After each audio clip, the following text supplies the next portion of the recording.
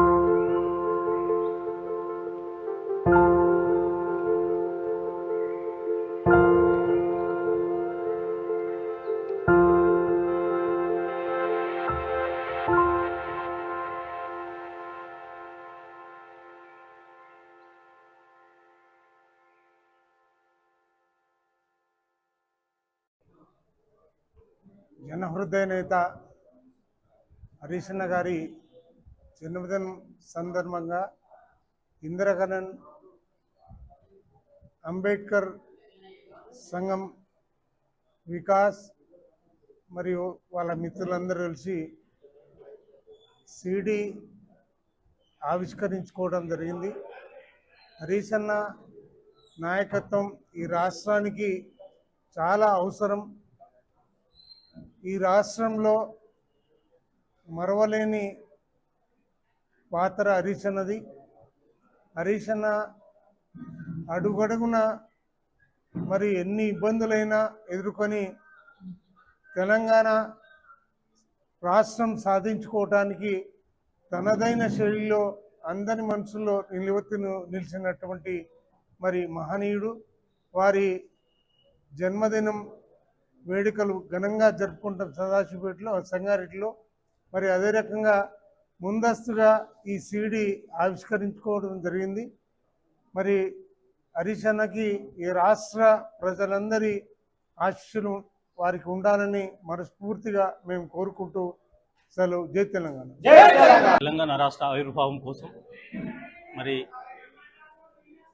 పూర్తి సమయాన్ని తెలంగాణ ప్రజల కోసం, తెలంగాణ రాష్ట్ర అస్తిత్వాన్ని, తెలంగాణ యొక్క ప్రజల యొక్క ఔన్నత్యాన్ని, భాషను, సంస్కృతిని కాపాడే ఉద్దేశంతో రాష్ట్రాన్ని మరి సపరేట్గా చేయాలనే ఉద్దేశంతో ఏదైతే ఉద్యమానికి నాంది పలికారో కేసీఆర్ గారి నాయకత్వంలో మరి హరీష్ అన్న ఒక సైన్యాధ్యక్షుడుగా రాష్ట్ర ఉద్యమకారులందరికీ నాయకత్వం వహిస్తూ అనేక రకాల బాధల్ని, కష్టాల్ని, చివరికి జైలు జీవితం కూడా కలిపి తెలంగాణ రాష్ట్ర సాధన లోపల ఆయన పాత్ర ఎంతో కీలకమైంది.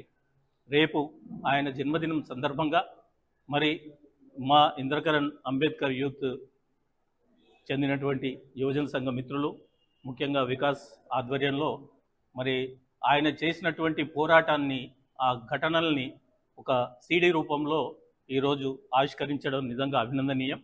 ఇది అందరికీ కూడా, అంటే జన్మదినం సందర్భంగా ఆయన చేసిన త్యాగాలు, ఆయన చేసినటువంటి సంక్షేమ అభివృద్ధిలో ఆయన తీసుకున్నటువంటి నిర్ణయాలని ప్రజలందరికీ తెలవాలా.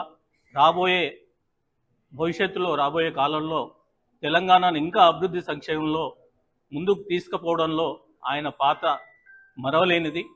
అందుకే ఆయన ఇంకా ఇలాంటి జన్మదినాలు ఎన్నో జరుపుకోవాలని, మా తెలంగాణ ప్రజలకి ఒక మంచి నాయకుడుగా ఇంకా భవిష్యత్తులో ఉన్నత స్థాయికి ఎదగాలని మరి ఆ ఉద్దేశంతో తీసినటువంటి ఈ మంచి కార్యక్రమానికి నేను వారిని అభినందిస్తూ, మరి భవిష్యత్తులో హరీష్ అన్న గారు ఇలాంటి జన్మదినాలు ఎన్నెన్నో జరుపుకుంటూ వారికి ఆ భగవంతుడు ఎల్లవేళలా ఆరోగ్యాలతో వారికి సంపూర్ణ ఆయుష్ని ప్రసాదించాలని ఆ భగవంతుని మేమందరం మనసారా వేడుకుంటూ జై తెలంగాణ.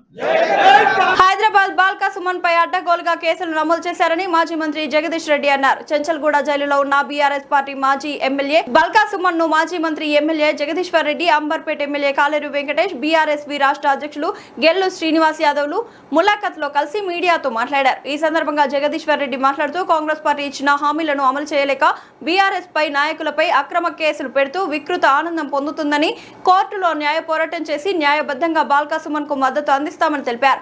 బాల్కా సుమన్ పై ఆయుధాల కేసు నమోదు చేయడం విడ్డూరమని పేర్కొన్నారు.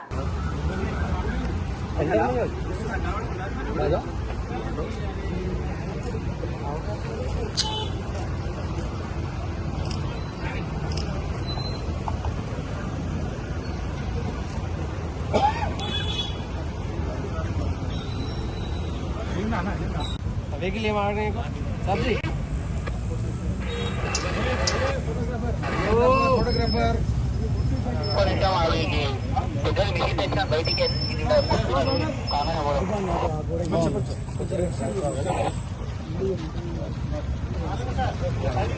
రహదారి రహదారి విస్తరణలో భాగంగా భూసేకరణ నిమిత్తం పరిహారం చెల్లించి భూమిని స్వాధీనం చేసుకోకుండా వదిలేయడంపై లోకాయుక్త ఇచ్చిన ఆదేశాలను తక్షణమే అమలు చేసి ప్రభుత్వానికి లబ్ధి చేకూర్చాలని నగరానికి చెందిన లక్ష్మీనారాయణ ప్రభుత్వానికి విజ్ఞప్తి చేశారు. సోమాజిగూడ ప్రెస్ క్లబ్ లో ఏర్పాటు చేసిన విలేకరుల సమావేశంలో ఆయన మాట్లాడారు. 2009 అమీర్పేట రహదారి విస్తరణ కోసం భూసేకరణ చేపట్టిందని తెలిపారు. ఇందులో భాగంగా ఏ కృష్ణమూర్తికి చెందిన 198 గజాల స్థలాన్ని ప్రభుత్వం స్వాధీనం చేసుకునేందుకు నిర్ణయించిందని 86 లక్షలు చెల్లించిందని తెలిపారు. భారీ పరిహారం తీసుకుని సదరు స్థలాన్ని ప్రభుత్వానికి అప్పగించకుండా అదే స్థలంలో భారీ భవనాన్ని నిర్మించి లక్షలు గడిస్తున్నారని తెలిపారు. ఈ విషయమై తాను 15 ఏళ్లుగా పోరాటం చేస్తుండగా గత ఏడాది అక్టోబర్ మాసంలో లోకాయుక్త స్థలాన్ని ప్రభుత్వం తీసుకోవాలని ఆదేశాలు జారీ చేసిందని తెలిపారు. ఆదేశాలని అమలుకు 6 నెలలుగా ప్రభుత్వ అధికారుల చుట్టూ తిరుగుతున్నా పట్టించుకోవడం లేదని వాపోయారు. ఇప్పటికైనా ప్రభుత్వ స్థలాన్ని స్వాధీనం చేసుకుని ప్రజా ప్రయోజనాలకు వినియోగించాలని కోరారు.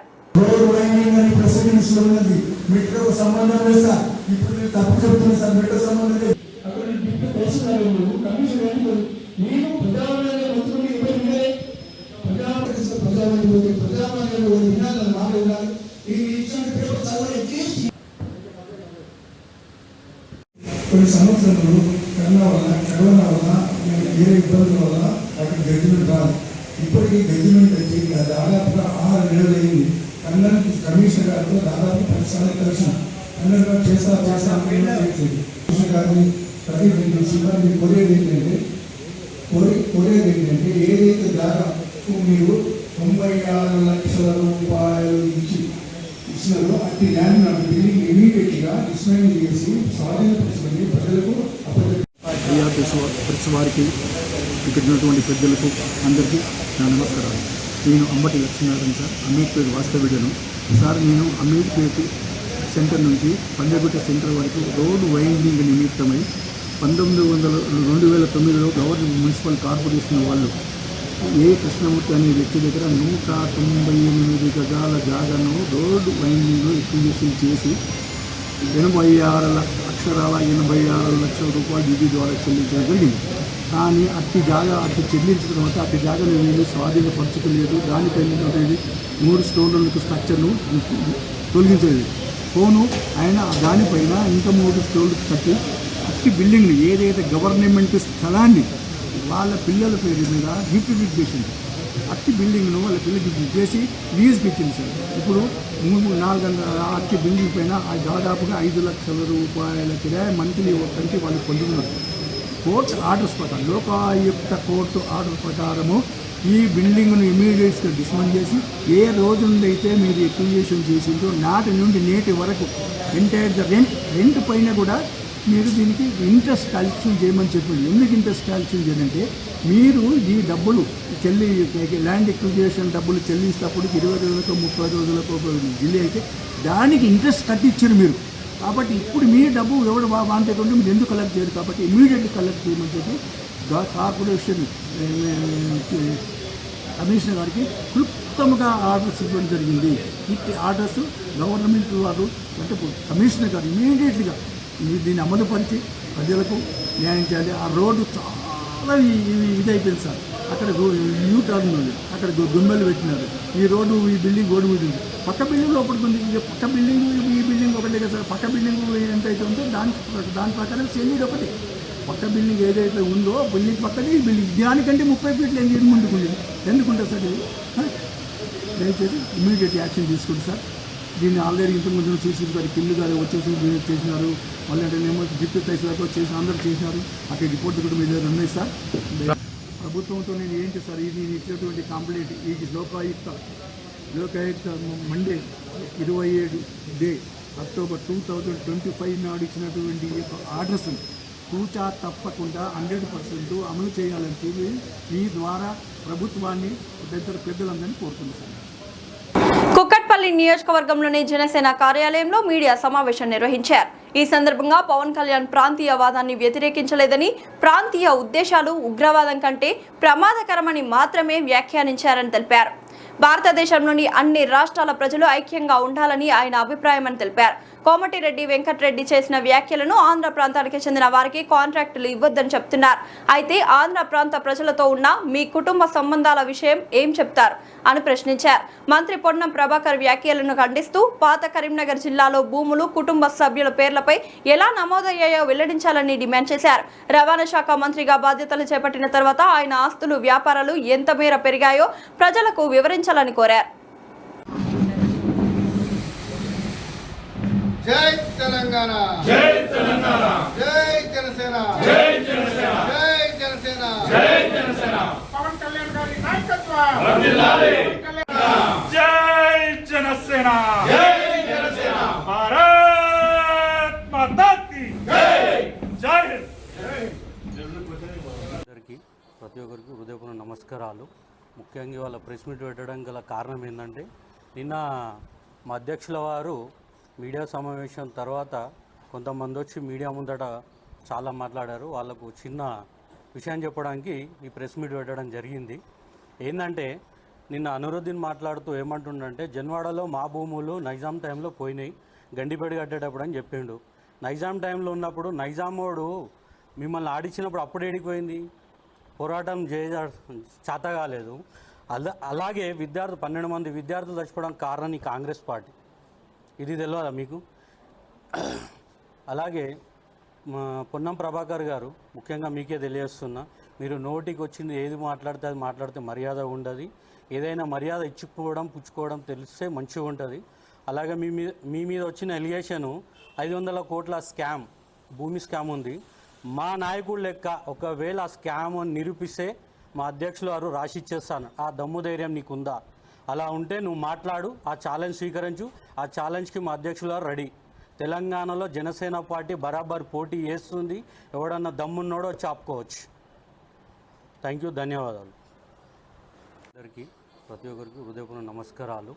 ముఖ్యంగా వాళ్ళ ప్రెస్ మీట్ పెట్టడం గల కారణం ఏంటంటే, నిన్న మా అధ్యక్షుల వారు మీడియా సమావేశం తర్వాత కొంతమంది వచ్చి మీడియా ముందట చాలా మాట్లాడారు. వాళ్ళకు చిన్న విషయం చెప్పడానికి ఈ ప్రెస్ మీట్ పెట్టడం జరిగింది. ఏంటంటే, నిన్న అనురుద్దీన్ మాట్లాడుతూ ఏమంటుండంటే, జన్వాడలో మా భూములు నైజాం టైంలో పోయినాయి, గండిపేట కట్టేటప్పుడు అని చెప్పిండు. నైజాం టైంలో ఉన్నప్పుడు నైజామోడు మిమ్మల్ని ఆడించినప్పుడు అప్పుడు ఏడిపోయింది, పోరాటం చేత కాలేదు. అలాగే 12 మంది విద్యార్థులు చచ్చిపోవడానికి కారణం ఈ కాంగ్రెస్ పార్టీ. ఇది తెలియదా మీకు? అలాగే పొన్నం ప్రభాకర్ గారు, ముఖ్యంగా మీకే తెలియజేస్తున్నా, మీరు నోటికి వచ్చింది ఏది మాట్లాడితే అది మాట్లాడితే మర్యాద ఉండదు. ఏదైనా మర్యాద ఇచ్చుకోవడం పుచ్చుకోవడం తెలిస్తే మంచిగా ఉంటుంది. అలాగే మీ మీద వచ్చిన ఎలిగేషను 500 కోట్ల స్కామ్, భూమి స్కామ్ ఉంది. మా నాయకుడు లెక్క ఒకవేళ ఆ స్కామ్ నిరూపిస్తే మా అధ్యక్షులు వారు రాసిచ్చేస్తాను. ఆ దమ్ము ధైర్యం నీకుందా? అలా ఉంటే నువ్వు మాట్లాడు, ఆ ఛాలెంజ్ స్వీకరించు. ఆ ఛాలెంజ్కి మా అధ్యక్షులు వారు రెడీ. తెలంగాణలో జనసేన పార్టీ బరాబర్ పోటీ చేస్తుంది. ఎవడన్నా దమ్మున్నోడో చాపుకోవచ్చు.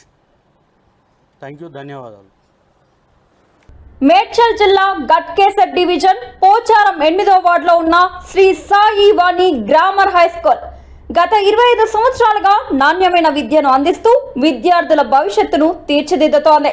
మా పాఠశాల ప్రత్యేకతలు: అనుభవజ్ఞులైన మరియు అంకితభావం కలిగిన ఉపాధ్యాయులతో నాణ్యమైన విద్య, రవాణా సౌకర్యం, కంప్యూటర్ మరియు సైన్స్ ప్రయోగశాలలు, సహపాఠ్య మరియు సాంస్కృతిక కార్యక్రమాలు, కబడ్డీ, ఖోఖో వంటి క్రీడలు, జాతీయ స్థాయి పోటీలలో పాల్గొన్న విద్యార్థులు, 10వ తరగతిలో 100% ఉత్తీర్ణత ఫలితాలు. 2026-27 సంవత్సరానికి అడ్మిషన్లు ప్రారంభమయ్యాయి.